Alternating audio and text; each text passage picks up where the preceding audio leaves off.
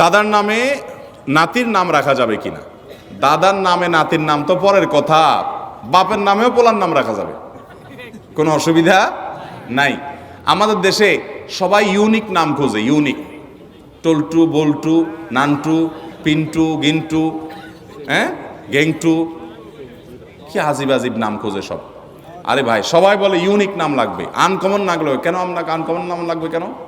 শুনেন, সৈয়দ আবুল হাসান আলী নদভী রহমতুল্লাহ আলাই ভারতবর্ষের সবচেয়ে বড় আলেমদের একজন ছিলেন এবং মুসলিম বিশ্বের নোবেল খ্যাত কিং ফয়সাল অ্যাওয়ার্ড পুরস্কার, এটা সারা বিশ্বে, বিশেষ করে এই ভারতবর্ষে অল্প কয়েকজন মানুষ পাইছে, এর মধ্যে উনি একজন ছিলেন। অনেক বড় পণ্ডিত মানুষ ছিলেন, সারা ওয়ার্ল্ডের বড় বড় ইউনিভার্সিটি, অক্সফোর্ডের মতো ইউনিভার্সিটি, বড় ইউনিভার্সিটিগুলোতে অতিথি লেকচার হিসেবে তিনি লেকচার দিতেন এবং মদিনা ইউনিভার্সিটির উপদেষ্টা পরিষদে ছিলেন অনেক শুরু থেকে, অনেক বড় ব্যক্তিত্ব ছিলেন সৈয়দ আবুল হাসান নদভী রহমতুল্লাহ আলাই।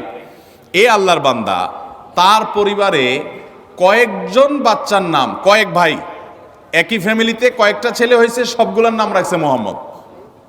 তাহলে একটা মুসিবত না? 4 ভাইয়ের নাম যদি মোহাম্মদ হয়, কোন মোহাম্মদ ডাক দিলে কোন মোহাম্মদ আসবে? এই জন্য পার্থক্য করার জন্য নাম দিয়েছে মোহাম্মদ আউয়াল, মোহাম্মদ সানি, মোহাম্মদ সালেস, মোহাম্মদ রাবে।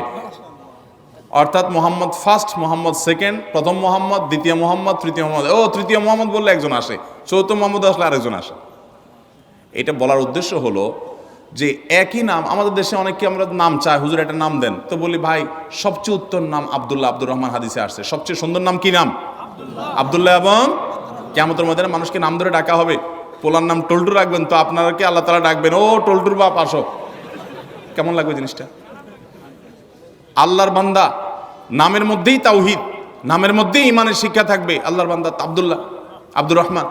তো অনেককে নাম দিলে বলে কি, ভাই এটা আমাদের ফ্যামিলিতে আছে। কার নাম? বলে আমার বোনের ননদের ছেলের নাম।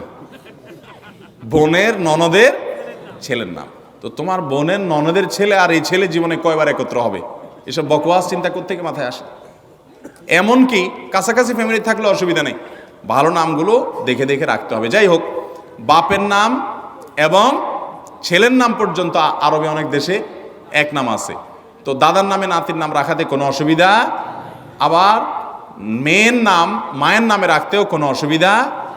অনেকে রাখে না, এটাকে ভিন্ন চিন্তা। সেটা হলো যে মেয়েকে নাম ধরে ডেকে, কথার কথা মায়ের নাম ফাতেমা, এখন মেয়ের নামও যদি আমি ফাতেমা রাখি, তাহলে একসময় বলবো ফাতেমা এদিকে কেন করছিস বেয়াদব ফাতেমা কোথাকার, তখন মার প্রতি অসম্মান হয় কিনা? এরকম ভক্তি কোথায় চলে গেছে চিন্তা করছেন? এটা বলে অতিরিক্ত সতর্ক থাকা। ওই যে একটা গল্প শুনছিলাম একবার, যে এক লোক সেলাই করতেছে, জামা কাপড় কিছু একটা সুই দিয়ে সেলাই করতেছে। তো এরকম সে নিচে সেলাই করতেছে, জানে সেলাইয়ের দোকান আছে, কেউ সেলাই করে। আরেকজন দোতলায় শুয়ে রয়েছে, তো দোতলায় সে ফ্লোরে শুয়ে রয়েছে, তো একটু পরপর সে মাথা উঠে ফেলা এরকম।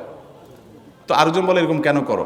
বলো যে নিচে সেলাই করতেছে এরকম করে, সতর্কতার মাইন নেই, যদি মাথা লেগে যায়। অতি সতর্ক হইতে হইতে কোন লেভেলে গেছে চিন্তা করছেন? যদি এরকম কেউ করে পাগলামি, তো সেটা যেরকম হাস্যকর হবে, ঠিক এটাও এরকম হাস্যকর হবে। আপনার ছেলের জন্য, আপনার মেয়ের জন্য সুন্দর নাম রাখবেন। আপনি অতিরিক্ত সতর্ক হয়ে, আমি মেয়ের নাম যদি ফাতেমা রাখি, আমার মার নামও ফাতেমা, তাহলে মেয়েরে ফাতেমা বলে আয়সা যদি কখনো বকাঝকা দিই, তাহলে আমার মার প্রতি বেয়াদবি হবে। এত ভালো না।